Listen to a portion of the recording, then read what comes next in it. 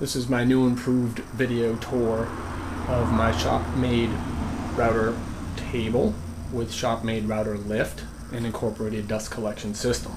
I'll just give you a quick walk around the table and hopefully I will be able to answer many of the questions that a lot of viewers posted regarding my first video. I made these discs out of ABF plastic. You could just as easily make a square router plate or buy a commercial plate. They're not that expensive, but I opted this way. It didn't cost me anything really because I had the plastic already and a little disc here. The way this works is pretty simple. I use a speed wrench and I can move the router up and down simply by turning it. It's very simple. It's very stable, very strong. It doesn't move at all. Or I should say to remove bits. Hold back here is dust collection. And dust collection also comes from under here. There's a hole right there. And I'll show you that better in a second as well. I designed the top so that it can come right off without any tools. So just give it a lift. Okay, let's talk about the dust collection first real quick. Here's the pipe, obviously. I cut out half of the pipe and there's this little box right in here which allows the air to be channeled through here, suction. This plate right here is, it's really a deflector plate. It does two things. It keeps the dust from falling down onto the floor, and it really helps guide it into the dust collection. But it also deflects the air that blows up through the router's motor fan, so the air doesn't blow up through the hole.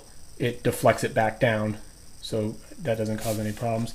Then what I did was I just put a hole over here, and then I have this little dust gate is essentially what it is, so that I can get dust collection over here if I want to use the horizontal routing, which I'll just show you real quick. Just flip this thing right over like that, and you can do some horizontal routing.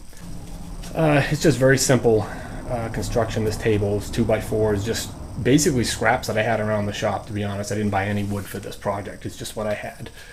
I did a couple of Morrison tenon joints here to put it together. I have some hardwood in here, that's some scrap hardwoods. A lot of people ask questions about how this all worked right here. This is the adjustment nut. All it is two nuts jammed together on a threaded rod. Basically the nuts spin freely on top of that washer. Okay. Then as you get down under the table here, you can see the carriage. It holds the router. Okay. This is just a couple pieces of pine that I had. I cross braced it so it wouldn't move. These are AccuRide drawer slides. They might not be actually AccuRide brand, I don't know, but that's the style. They're ball bearing drawer slides. They work really well. They're pretty stable. As you can see, I don't know if you can see from the video, but I'm trying to move it. It doesn't really move. This is just 1/2-inch plywood. This made the carriage out of. Right up here is 3/4-inch MDF. 4 pieces. You can see it right there.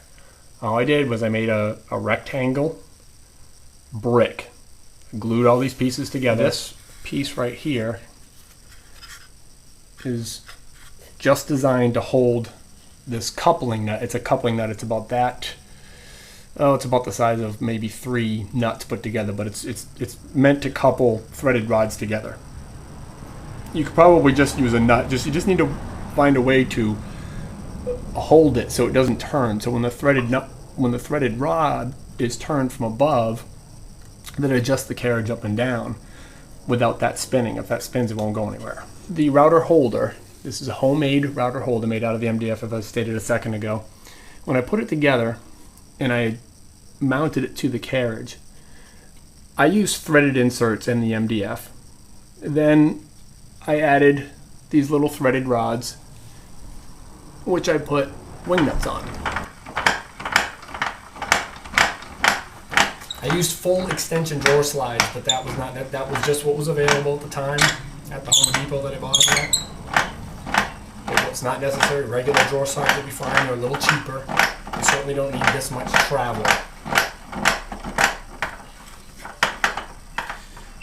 As you can see, this bottom coupling nut is not turning, which allows the carriage to move up and down. Okay. Here I've removed the carriage from the table. Typical drawer slides, just a matter of holding these tabs on either side and then sliding it all the way off. So as you can see, that's the part of the drawer slide that's mounted to the vertical risers. And there's I had some hard maple, I used some hard maple blocks to hold. There's that washer again, the threaded rod. I don't know if it was necessary to use such a large threaded rod, but that's what I used. Very coarse thread, so it adjusts quickly. You could use a finer thread if you wanted a little more micro adjustments. I never found that to be a problem. Then this threaded rod fits right through there. And again, those are just two nuts jammed together. I didn't use Loctite or anything. I just jammed them together real tight so they don't move. That just sits in there like that. Make your adjustment from the top here using your speed wrench. Turns the threaded rod attached to the rod coupling nut. Like I said earlier, you could probably just use a regular nut. I used a rod coupler. Going back here to the carriage, if you look what would be underneath, let's flip this over this way. Okay, I just built a box out of plywood. And I cut, if you can see, a couple of pieces of wood in the shape of the coupling nut. That's all I did there. So that just sits right in there like that. That way it doesn't turn. That's it. Very, very simple. Okay, it's not attached any other way. It just sits in there. Okay, the weight of the router and carriage holds it in place. The router holder, again, 4 pieces of MDF, 3/4 inch MDF. You could probably use 3. I tend to overkill things a bit sometimes. If you look at it from this angle, okay, what I did, that's the hole for the threaded knob. And when you build this, make sure you make it big enough so that you can get your router in there and position it properly on the table wherever you want it. And you have this back piece here that's big enough and sturdy enough to really hold it well. I glued the pieces together and then I screwed them. Okay, probably unnecessary. You could probably just clamp it all together and glue it, and that would be fine. Okay, I made some cuts here. First of all, I cut the hole out using a circle cutter on the drill press. Made it very slightly smaller than the actual diameter of the router motor. That way it was tight. And then I ran it through the table. Before I cut these little cutouts here, okay, I had a nice flat surface to run through the table saw. And I ran it through the table saw twice, making a nice wide curve. It's important that it does not move. You don't want it sliding down while you're making your cuts. And I made this box here because it made it much more stable to support the drawer slides and keep everything parallel and keep everything moving.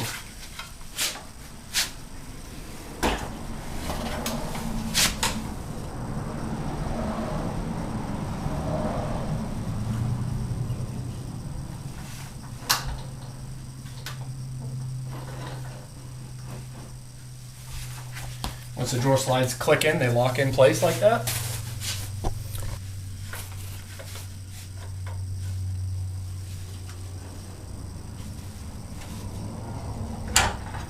So we just spin from the top until the threaded rod coupler engages.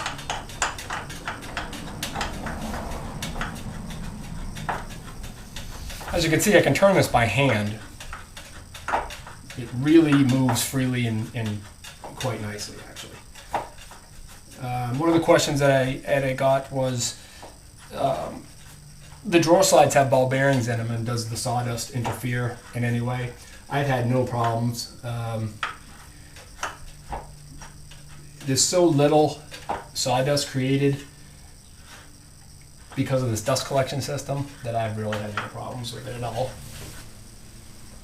Very securely. Find its hole here. Shoot down in place. All is good. This way. Made this cutout in the bottom.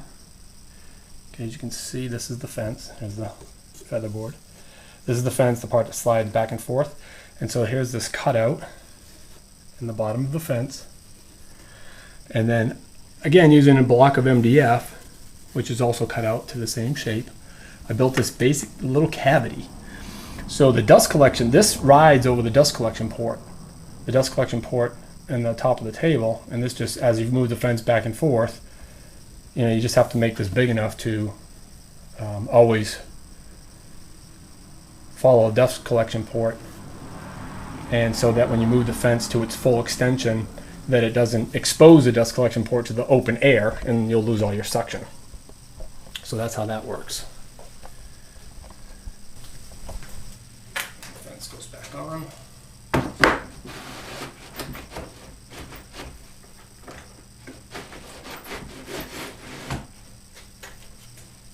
Very easily back and forth, make your adjustments. That is the dust collection port that I talked about, okay? And if you, let's take a look here. Move everything out of the way. You can't quite see it, but over here in the corner is that PVC, 2 1/4 inch PVC pipe that I showed you before. And that box right in there. So you get all this suction in here, and as I said, this chamber that I built with MDF, that MDF block back here. Okay, that's all hollow in there, so as you move the table back and forth, it just simply slides along. Okay, always covering the dust port. And if I bring the table as far forward as it'll go, you can see the dust port is still covered. The dust port is right at the back of this box now, right underneath the back of that box. So that's how I get my dust collection. And it really, really works, I mean, incredibly well. I'm not kidding. You should try it. Build a dust collection system like this, and you really get virtually no dust under the table. There's one more feature I wanted to share with you. When I built this router table, I really tried to incorporate all the really neat ideas that I saw from other people's router tables I've seen on the web and magazines and so on and so forth. So one thing that I did here is these fences that I showed you, the sliding fences, is I cut them at a 45-degree angle, both of them. And I don't have a piece to demonstrate right now. I can't find one of the inserts. But what this does is it allows me to take another piece of the same size stock here, cut it at an angle, corresponding angle, and slide it in here between the fence. So